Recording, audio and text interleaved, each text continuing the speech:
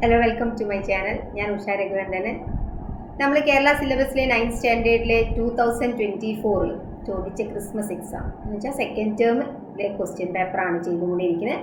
ഇനി ലാസ്റ്റ് ഒരു 3 ക്വസ്റ്റ്യൻസ് കൂടി നമുക്ക് ഡിസ്കസ് ചെയ്യാണ്ട്. അപ്പോൾ ഈ വീഡിയോയിൽ നമ്മൾ ഡിസ്കസ് ചെയ്യാൻ പോണത് അതിലെ ലാസ്റ്റ് 3 ക്വസ്റ്റ്യൻസ് ആണ്. അപ്പോൾ ക്വസ്റ്റ്യൻ ഇങ്ങനെയാണ്: perimeter of an equilateral triangle is 60 cm. ഒരു ട്രയാങ്കിൾ തന്നിട്ടുണ്ട്. അതിൻ്റെ ഈക്വലേറ്റഡ് ട്രയാങ്കിൾ എന്ന് പറഞ്ഞാൽ സമഭുജ ത്രികോണമാണ്. സമഭുജ ത്രികോണത്തിൻ്റെ ചുറ്റളവ് അവിടെ പറയുന്നുണ്ട്. എത്ര സെൻറ്റിമീറ്റർ ആണ്? 60 സെൻറ്റിമീറ്റർ ആണ് അല്ലേ. 3 വശം കൂടി കൂട്ടിയാലാണ് നമുക്ക് എന്ത് കിട്ടുക? ചുറ്റളവ് കിട്ടുക. അപ്പോൾ അവിടെ പറഞ്ഞിട്ടുണ്ട് perimeter of an equilateral triangle is 60 centimetres. അതിൽ ഫസ്റ്റ് ക്വസ്റ്റ്യൻ ഇങ്ങനെയാണ്: what is the length of one side of the equilateral triangle? 3 സൈഡും കൂടി കൂട്ടിയാൽ 60 ആണെങ്കിൽ ഒരു സൈഡ് എത്ര? നമ്മൾ മെത്തേഡ് വെച്ച് ചെയ്യണം. മനക്കണക്കായിട്ട് നമുക്ക് വേണമെങ്കിൽ ചെയ്യാം, പക്ഷെ മെത്തേഡ് വെച്ച് ചെയ്യണം അല്ലേ. അപ്പോൾ അതുകൊണ്ട് നമ്മൾ ഏതെങ്കിലും ഒരു വശം എ എന്നെടുക്കും. എല്ലാ വശവും തുല്യമായതിനാൽ എല്ലാം നമ്മൾ എന്തെടുക്കും? എ എന്നെടുക്കും. എ എന്ന് എടുക്കണമെന്നില്ല, എക്സ് എടുക്കുക, വൈ എടുക്കുക, സെഡ് എടുക്കുക, ഇത് വേണമെങ്കിലും എടുക്കുക. അപ്പോൾ ഇവിടെ പറയുന്നത് എന്താണ്? A plus A plus A, 3 എയും കൂടിയും കൂട്ടിക്കഴിഞ്ഞാൽ എത്രയാണ്? 60 ആണ്. അപ്പോൾ എ എന്ന് പറയുന്നത് എന്തായിരിക്കും? 60നെ 3 കൊണ്ട് ഹരിച്ചാൽ ഓരോ വശവും എത്രയായിരിക്കും? 20 സെൻറ്റിമീറ്റർ അല്ലേ. അപ്പോൾ ഇതിൻ്റെ ആൻസർ എന്തായിരിക്കും? 20 സെൻറ്റിമീറ്റർ. ഒരു വശം എത്രയായി? 20 സെൻറ്റിമീറ്റർ എന്ന് കിട്ടി. അടുത്തത്, find the area of the equilateral triangle.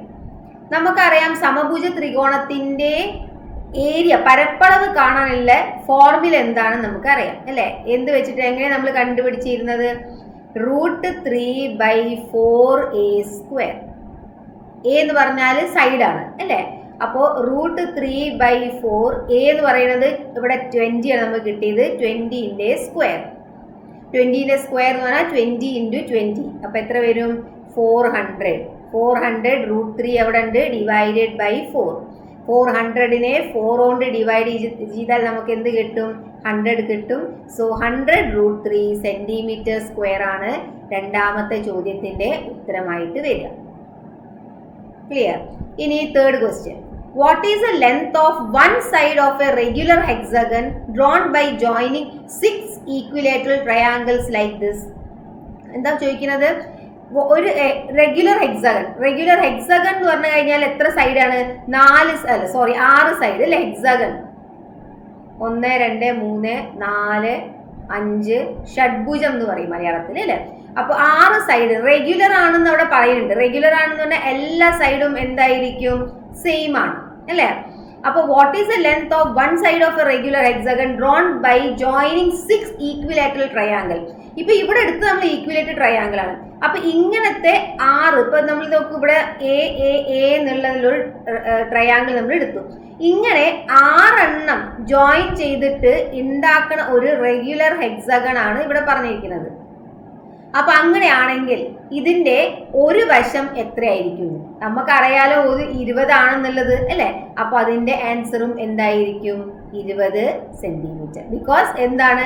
ഇവിടെ 20 ആണ്. നമ്മൾ ഈ ഒരു ട്രയാങ്കിൾ ആണ് ഇവിടെ ജോയിൻ ചെയ്യുന്നത്. അപ്പൊ 20 ഏത് വശം നോക്കിയാലും എന്തായിരിക്കും? 20 ആയിരിക്കും. ഇനി ലാസ്റ്റ് ക്വസ്റ്റ്യൻ, അതിലത്തെ last part: find the area of this regular hexagon. ഷഡ്ഭുജത്തിന്റെ പരപ്പളവ് കണ്ടുപിടിക്കാനാണ് പറയുന്നത്. ഷഡ്ഭുജത്തിന്റെ പരപ്പളവ് കാണാൻ നമ്മൾ പഠിച്ചിട്ടില്ല അല്ലേ. ത്രികോണത്തിന്റെ പരപ്പളവൊക്കെ നമുക്ക് കാണാറിയാം, അര × ബേസ് × ഹൈറ്റ്. പക്ഷേ ഇവിടെ നമുക്ക് ഒരു ത്രികോണത്തിന്റെ പരപ്പളവ് നമുക്ക് അറിയാം. എത്രയാണ്? ഇവിടെ നമ്മൾ ഓൾറെഡി കണ്ടുപിടിച്ചു. എന്താണ്? 100 √3 സെൻറ്റിമീറ്റർ സ്ക്വയർ. അത് ഒരെണ്ണത്തിന്റെ ആയിരുന്നു. പക്ഷേ നമുക്ക് എന്താ വേണ്ടത്? ഡി പാർട്ടിന്റെ ഉത്തരം എന്തായിരിക്കും? ഒരു ഷഡ്ഭുജത്തിൽ എത്ര സമഭുജ ത്രികോണം ഉണ്ട് എന്നാ പറയുന്നത്? അല്ല, നമ്മൾ എത്ര എടുത്തത്? ഷഡ്ഭുജം എന്ന് പറഞ്ഞാൽ 6 എണ്ണം ഉണ്ടാവും അല്ലേ. അപ്പൊ ഇവിടെ നമ്മൾ 6 ത്രികോണങ്ങൾ എടുത്തു. ഒരു ത്രികോണത്തിന്റെ എന്ന് പറയുന്നത് എത്രയാണ്? 100 √3 ആണ്. അപ്പൊ 6 ത്രികോണത്തിന്റെ എത്രയായിരിക്കും? 6 × 100 √3. സോ 600 √3 എന്തായിരിക്കും? സെൻറ്റിമീറ്റർ സ്ക്വയർ അല്ലെ, ഏരിയ ആയതുകൊണ്ട്. അപ്പോൾ ഇതിൻ്റെ ആൻസർ എന്താണ്? 600 √3 സെൻറ്റിമീറ്റർ സ്ക്വയർ എന്ന് കിട്ടും. ഓക്കെ. ഇനി അടുത്ത ചോദ്യം: In the figure, two small circles are drawn with half the diameter and 1/3 of the diameter of the large circle. നോക്കി നോക്കൂ, ഒരു വലിയ സർക്കിൾ കാണുന്നുണ്ട് അല്ലേ? അപ്പോൾ ഈ ഒരു ഇതിൽ രണ്ട് ചെറിയ വൃത്തങ്ങൾ വരച്ചിട്ടുണ്ട്. അപ്പോൾ കണ്ടീഷൻ എന്താണ്?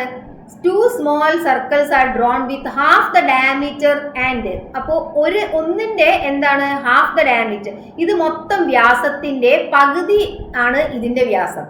അപ്പൊ ഇതാണ് ഇതിന്റെ സെന്റർ എന്നാണ് അർത്ഥം. ഇത് നമ്മളുടെ ആരം, വലിയ വൃത്തത്തിന്റെ ഇത് ആരമാണ്, ചെറിയ വൃത്തത്തിന്റെ ഇതെന്താണ് വ്യാസമാണ് അല്ലെ? അങ്ങനെ ആയിട്ട് വരച്ചിട്ടുണ്ട്.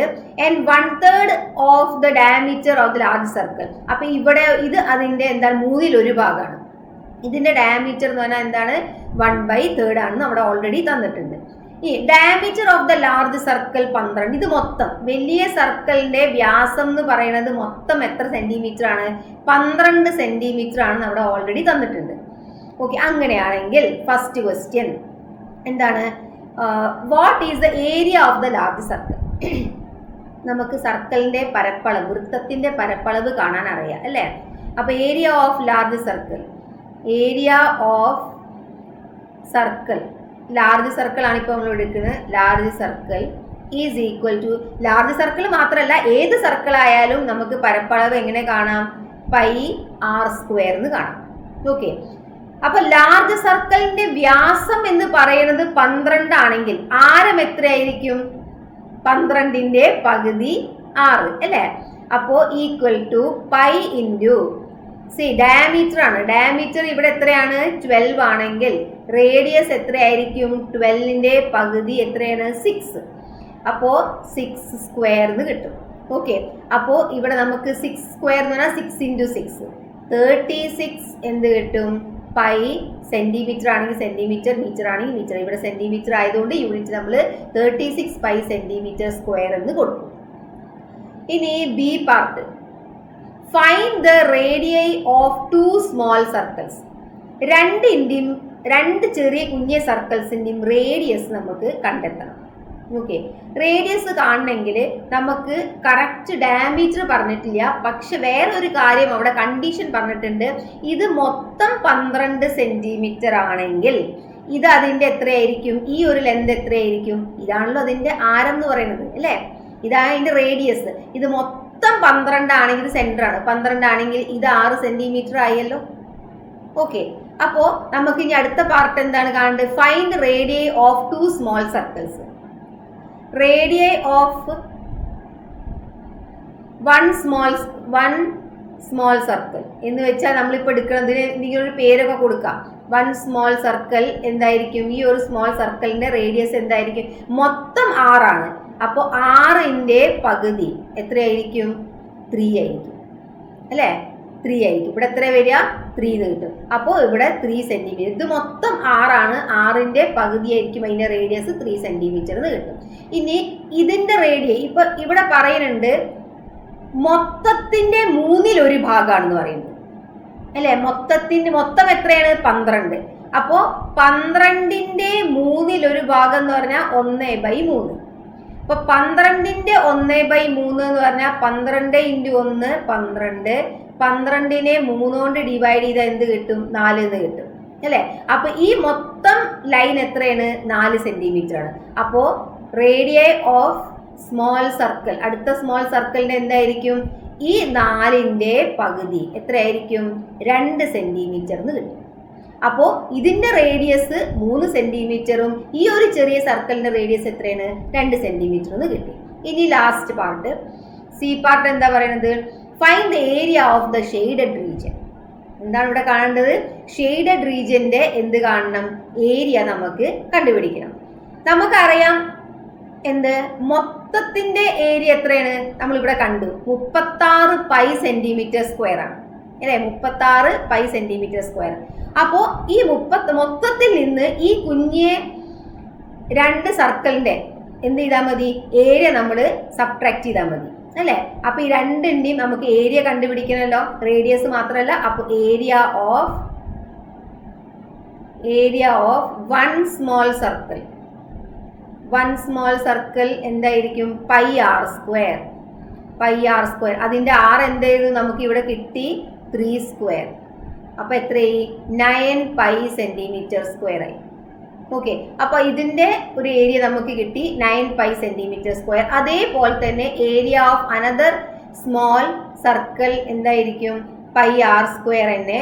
അവിടെ നമ്മൾ 3ന്റെ പകരം എന്ത് കൊടുക്കണം? എന്താണ് നമ്മൾ അടുത്തതിന്റെ റേഡിയസ്? 2 ആണ് അല്ലേ? അപ്പൊ 2 സ്ക്വയർ. ഇവിടെ നമുക്ക് എന്ത് കിട്ടി? 4 പൈ സെന്റിമീറ്റർ സ്ക്വയർന്ന് കിട്ടി. അപ്പോ ഈ രണ്ടിന്റെയും എന്താണ് ഏരിയ കൂട്ടി കഴിഞ്ഞാൽ നമുക്ക് 9 പ്ലസ് 4 എത്രയാണ്? 13 പൈ സെന്റിമീറ്റർ സ്ക്വയർന്ന് കിട്ടും. അപ്പോ ഷെയ്ഡഡ് റീജിയന്റെ ഏരിയ എത്രയായിരിക്കും? ഏരിയ ഓഫ് ഷെയ്ഡഡ് റീജിയന്റെ ഏരിയ എന്ന് പറയുന്നത് എന്ത് ചെയ്യണം? ടോട്ടൽ ഏരിയന്ന് 36 പൈ സെന്റിമീറ്റർ സ്ക്വയർന്ന് എത്ര നമ്മൾ സബ്ട്രാക്ട് ചെയ്യണം? 36 മൈനസ് 9 പ്ലസ് 4 13 ചെയ്താൽ 23 പൈ സെന്റിമീറ്റർ സ്ക്വയർന്ന് കിട്ടും. 36ന്ന് 13 കാരണം മൊത്തം എന്ന് പറഞ്ഞാൽ എത്രയാണ്? 36 ആണ്. 36ന്ന് ഈ രണ്ട് സർക്കിളിന്റെ ഏരിയ കൂടി കൂട്ടിയ 9ഉം 4ഉം കൂട്ടിയ 13 പൈ കുറച്ച് കഴിഞ്ഞാൽ നമുക്ക് കിട്ടുക എത്രയാണ്? 23 പൈ സെന്റിമീറ്റർ സ്ക്വയർ ആണ്. അപ്പൊ ഏരിയ ഓഫ് ഷെയ്ഡഡ് പോർഷൻ എന്ന് പറഞ്ഞു കഴിഞ്ഞാൽ എന്തായിരിക്കും? ടോട്ടൽ 36 പൈന്ന് ഈ 9ഉം 4ഉം കൂടി കൂട്ടിയ 13 പൈ കുറച്ചാൽ 23 പൈ സെന്റിമീറ്റർ സ്ക്വയർന്ന് കിട്ടും. ഇനി ആ ക്വസ്റ്റ്യൻ പേപ്പറിലെ ലാസ്റ്റ് ചോദ്യം. ഇനി ഇത് നിങ്ങളുടെ ടെക്സ്റ്റ് ബുക്ക് ബേസ്ഡ് ആയിരിക്കില്ല. ലാസ്റ്റ് ചോദ്യം എപ്പോഴും എന്താണ്? കുറച്ച് നമ്മൾ ഒബ്സർവ് ചെയ്തിട്ട് ഒന്ന് വായിച്ചിട്ട് എന്താണ് എഴുതാനുള്ള ചോദ്യങ്ങളായിരിക്കും. അപ്പോൾ ഇത് ഷുവർ ആണ് ഇങ്ങനത്തെ ക്വസ്റ്റ്യൻ തന്നെ ആയിരിക്കും ലാസ്റ്റിൽ വരിക എന്നില്ല. അപ്പോൾ ഇവിടെ ചോദ്യം ഇങ്ങനെയാണ്: read the given number pattern and answer the following questions. 1 plus 2 plus ഒരു പാറ്റേൺ അവിടെ ഉണ്ട്. ആ പാറ്റേൺ നന്നായിട്ട് നിങ്ങൾ ഒബ്സർവ് ചെയ്യണം. ഇവിടെ തന്നിരിക്കുന്നത് 1 plus 2 plus 1 equal to 2 square. അപ്പൊ ഈ മിഡലിന്റെ സ്ക്വയർ ആണ് ഇവിടെ തന്നിരിക്കുന്നത്, which is equal to 2 into 1 plus 2. അപ്പൊ 2 സ്ക്വയർ എന്ന് പറയാൻ നമുക്ക് അറിയാം 4 ആണ്. 2 ഇൻറ്റു 1 2 പ്ലസ് 2 4 ആണ്. ഓക്കെ, അപ്പൊ അവിടെ ഒന്നും കാൽക്കുലേഷൻ ഒന്നും വേണ്ട. നമുക്ക് എന്ത് ചെയ്താൽ മതി? ഇവിടെ ഇങ്ങനെ അതേപോലെ തന്നെ ഈ പാറ്റേൺ ഒക്കെ ഒബ്സർവ് ചെയ്യുക. ഇതൊക്കെ ഒരേ പാറ്റേണിലാണ് എഴുതിക്കുന്നത്. ഇവിടെ നോക്കി നോക്കൂ, നടുവിലെ സംഖ്യ 3ന്റെ സ്ക്വയർ ഈക്വൽ ടു 3 ഇൻറ്റു അതിലൊന്ന് കുറച്ച് പിന്നെ 2 അതിനെ മൾട്ടിപ്ലൈ ചെയ്ത് പ്ലസ് എന്താണ് അതേ സംഖ്യ തന്നെ കൂട്ടി. അതേ പാറ്റേൺ തന്നെയാണ് അടുത്തും. ഇത് ഇങ്ങനെ ആവർത്തിച്ച് വരികയാണ്. അങ്ങനെ ആണെങ്കിൽ ഇവിടെ പറയുന്നത് first question, write the next line in the pattern. അപ്പോ ഇങ്ങനെ ഇതേപോലെ ഈ ഒരു പാറ്റേൺ തുടർച്ചയായിട്ട് പോവുകയാണെങ്കിൽ അടുത്തത് എന്തായിരിക്കും? ലൈൻ എന്തായിരിക്കും? നോക്കി നോക്കൂ. 1 2 പ്ലസ് 1. ഇവിടെ 1 പ്ലസ് 2 പ്ലസ് 3 പ്ലസ് 2 പ്ലസ് 1. ഇവിടെ 1 plus 2 plus 3 plus 4 plus 3 plus 2 അങ്ങനെ അല്ലേ? അപ്പോൾ ഇവിടെ നമ്മൾ അടുത്ത ലൈൻ എഴുതാൻ പോവുകയാണെങ്കിൽ 1 പ്ലസ് 2 പ്ലസ് 3 പ്ലസ് 4 പ്ലസ് 5 അല്ലേ? അങ്ങനെയല്ലേ വരിക. ഇനി അത് കഴിഞ്ഞിട്ട് 5 താഴെ ഏതാണ്? 4 പ്ലസ് 3 പ്ലസ് 2 പ്ലസ് 1. ഇനി ഇതിൽ നടുവിലെ സംഖ്യ ഏതാണ്? 5 ആണ്. അപ്പൊ നമ്മൾ ഇവിടെ എന്ത് എഴുതും? 5 സ്ക്വയർ ഈസ് ഈക്വൽ ടു, ഈ പാറ്റേൺ നോക്കി നോക്കൂ എങ്ങനെ എഴുതിയിരിക്കുന്നത്? 5 ഇൻറ്റു 5 നിന്ന് കുറച്ചത് 4 പ്ലസ് ആ 5 തന്നെ ഇവിടെ ആഡ് ചെയ്യാം. ഓക്കെ, അപ്പോൾ അത് ആദ്യത്തെ ചോദ്യം. ഇനി അടുത്തത് പറയുന്നത് what is the some of numbers of 9th line. ഇങ്ങനെ പോവുകയാണെങ്കിൽ അപ്പൊ നമുക്കൊന്ന് നോക്കിയോ, 9 വരെ നമുക്ക് എന്താണ് എക്സാമിന് എഴുതാനുള്ള സമയം ഉണ്ടാവില്ല അല്ലേ? അപ്പൊ ഈ ഒരു പാറ്റേൺ വെച്ചിട്ടാണ് നമ്മളൊന്ന് ഒബ്സർവ് ചെയ്തിട്ട് നോക്കുക 9th ലൈൻ എങ്ങനെ എഴുതാമെന്ന്. ഇത് ഫസ്റ്റ് ലൈനാണ്. അപ്പൊ നടുവിലെ സംഖ്യ 2. സെക്കൻഡ് ലൈനിൽ നടുവിലെ സംഖ്യ 3. തേർഡ് ലൈൻ ആവുമ്പോൾ നടുവിലെ സംഖ്യ 4. 5 ആവുമ്പോൾ നടുവിലെ സംഖ്യ 4 ആവുമ്പോൾ നടുവിലെ സംഖ്യ 5. അപ്പൊ 9 ആവുമ്പോൾ നടുവിലെ സംഖ്യ എന്തായിരിക്കും എന്ന് നമുക്ക് നോക്കാം. ഏതായിരിക്കും? അപ്പൊ ഫസ്റ്റ് ലൈനിൽ നോക്കി നോക്കൂ. ഫസ്റ്റ് ആവുമ്പോൾ നമുക്ക് 2 സ്ക്വയർ കിട്ടി. സെക്കൻഡ് ആവുമ്പോൾ 3 സ്ക്വയർ കിട്ടി. തേർഡ് ആവുമ്പോൾ അല്ലേ? അപ്പൊ ഇങ്ങനെ ഒന്ന് നമ്മൾ എഴുതി നോക്കാം. 1 ആവുമ്പോൾ 2 സ്ക്വയർ കിട്ടി. സെക്കൻഡ് ലൈനിൽ 3 സ്ക്വയർ കിട്ടി. തേർഡ് ലൈനിൽ 4 സ്ക്വയർ കിട്ടി. ഇങ്ങനെ തുടർച്ചയായിട്ട് പോവുകയാണെങ്കിൽ 9th ലൈനിൽ എന്തായിരിക്കും? 10 സ്ക്വയർ ആവുമല്ലോ അല്ലേ? അപ്പോൾ ഇവിടെ നമുക്ക് എങ്ങനെ എഴുതാം?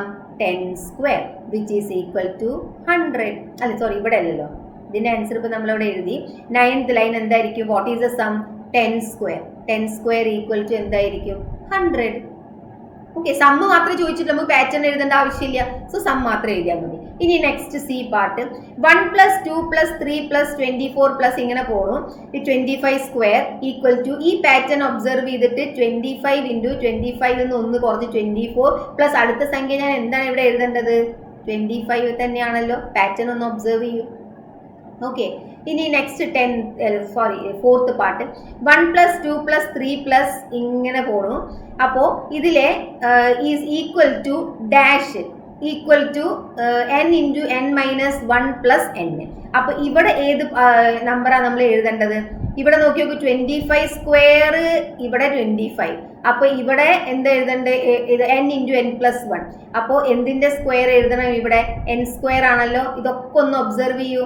നടുവിലെ സംഖ്യന്റെ സ്ക്വയർ അല്ലേ? അപ്പൊ ഇവിടെ നടുവിലെ സംഖ്യ എന്ന് പറയുന്ന മിഡിൽ ടേം വരുന്നത് എന്താണ്? n ആണ്. അപ്പൊ നമ്മൾ ഇവിടെ എന്താണ് എഴുതേണ്ടത്? n-ന്റെ സ്ക്വയറിന് എഴുതും. ഇനി നെക്സ്റ്റ് ലാസ്റ്റ് പാർട്ട്. 1 + 2 + 3 ഇങ്ങനെ ഒരു നമ്പറിന്റെ ശ്രേണി പോണു. n + 1² ഈസ് ഈക്വൽ ടു ഇവിടെ എന്ത് വരും? ഈ ഇതൊക്കെ ഒന്ന് ഒബ്സർവ് ചെയ്തിട്ട് നമ്മളൊന്ന് പറയണം. അപ്പോ ഇവിടെ n + 1 ആണെങ്കിൽ ഇവിടെ എന്തായിരിക്കും? മറ്റൊക്കെ ഒന്ന് ഒബ്സർവ് ചെയ്യൂ. ഇവിടെ നടുവിലെ ടേമിന്റെ സ്ക്വയർ എഴുതി. അപ്പോ ഇനി ഇവിടെ അടുത്തത് എന്തായിരിക്കും? ഇവിടെ നമ്മൾ എഴുതിയില്ലേ? നോക്കി നോക്കൂ, ഈ ടേം നോക്കൂ. 2 സ്ക്വയർ നമ്മൾ എങ്ങനെ എഴുതി? 2 × ആ 2 എഴുതി, അതിന്ന് ഒന്ന് കുറച്ച് എഴുതി. അപ്പൊ ഇവിടെ നമ്മൾ എന്ത് എഴുതണം? n + 1 എഴുതണം അല്ലേ? ഒന്ന് കുറച്ചു എന്ന് പറഞ്ഞാൽ ആ സംഖ്യ എഴുതണം. പിന്നെ എന്ത് എഴുതണം? ഒന്ന് കുറച്ചത്. അപ്പൊ n + 1 ഒന്ന് കുറച്ചാൽ എന്ത് കിട്ടും? n കിട്ടും. അപ്പോ n. അപ്പോ എങ്ങനെ എഴുതാം? n + 1 × n വരും.